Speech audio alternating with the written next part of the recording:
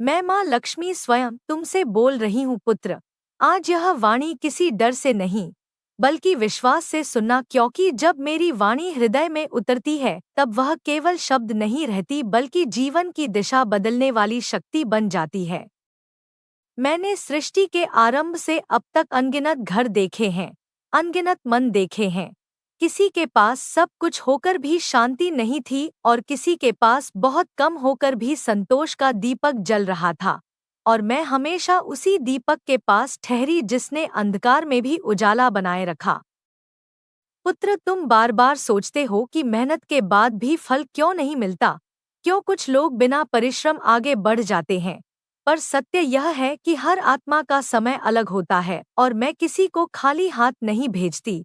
बस कुछ को पहले धैर्य सिखाती हूँ और कुछ को पहले विनम्रता। मैंने देखा है कि जब मनुष्य अधैर्य में गलत निर्णय लेता है तब मैं उसके पास खड़ी होकर भी उसे रोक नहीं पाती, क्योंकि मैं केवल वहीं प्रवेश करती हूँ जहाँ विवेक का द्वार खुला हो।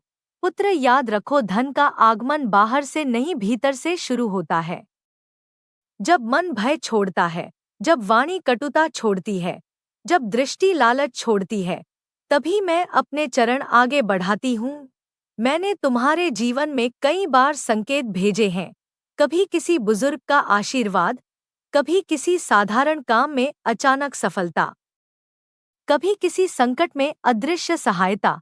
पर तुमने उन्हें संयोग समझ लिया, जबकि वही मेरे आने की पदचाप थी।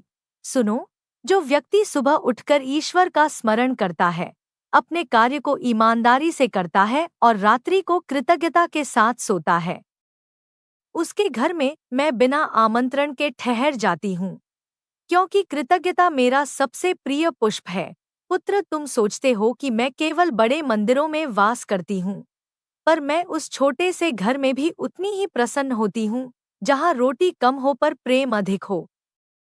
मैंने उन घरों को भी छोड़ा है जहाँ सोना था पर अहंकार भी था, क्योंकि अहंकार मुझे सबसे अधिक अप्रिय है। आज मैं तुम्हें एक रहस्य बता रही हूँ। जब मनुष्य किसी की सहायता करता है और उसका प्रचार नहीं करता, उसी क्षण मैं उसके भाग्य में एक अदृश्य खाता खोल देती हूँ, जिसमें धीरे धीरे पुण्य और अवसर जमा होने लगते हैं। और एक दिन वही खाता अचानक भर जाता है। तब लोग कहते हैं, इसे भाग्य का चमत्कार कहते हैं। पर वह चमत्कार नहीं, वर्षों का मौन कर्म होता है। पुत्र, यदि तुम्हारे जीवन में अभी कठिन समय है तो स्वयं को दोष मत दो। समझ लो कि मैं तुम्हें उस ऊंचाई के लिए तैयार कर रही हूँ जहाँ कमजोर मन टिक नहीं पाते। मैंने कई बार देखा है कि जल्दी मिला धन जल्दी चला गया, पर देर से मिला धन पीढ़ियों तक ठहरा। इसलिए धैर्य रखना मेरी पहली शिक्षा है। मैं यह भी जानती हूँ कि तुम भविष्य को लेकर भयभीत रहते हो। खर्च, परिवार, बच्चों की पढ़ाई, समाज की बातें। पर याद रखो, जिसने तुम्हें आज तक संभाला है वही आगे भी संभालेगा।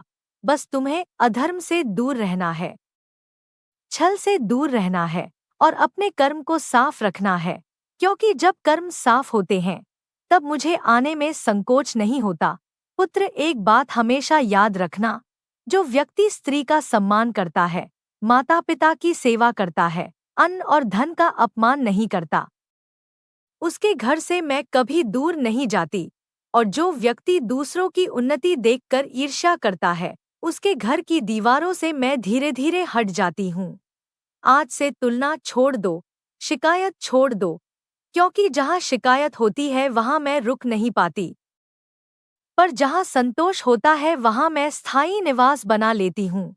यह मत सोचो कि तुम अकेले हो, मैं हर उस व्यक्ति के साथ खड़ी हूँ जो सही रास्ते पर चलकर भी थक गया है, क्योंकि थकान परिश्रम की निशानी है और परिश्रम मुझे प्रिय है।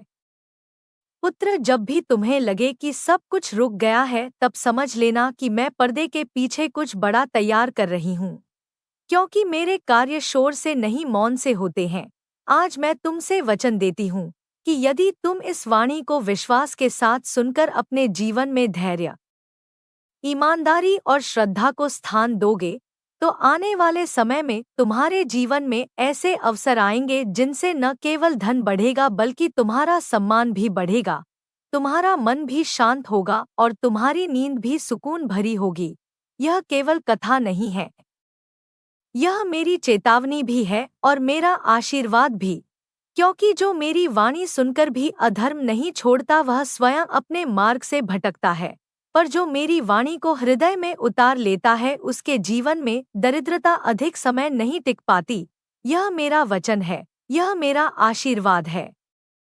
और यह वाणी जिस घर में श्रद्धा से सुनी जाएगी वहां मैं स्वयं स्थायी रूप से वास करूंगी।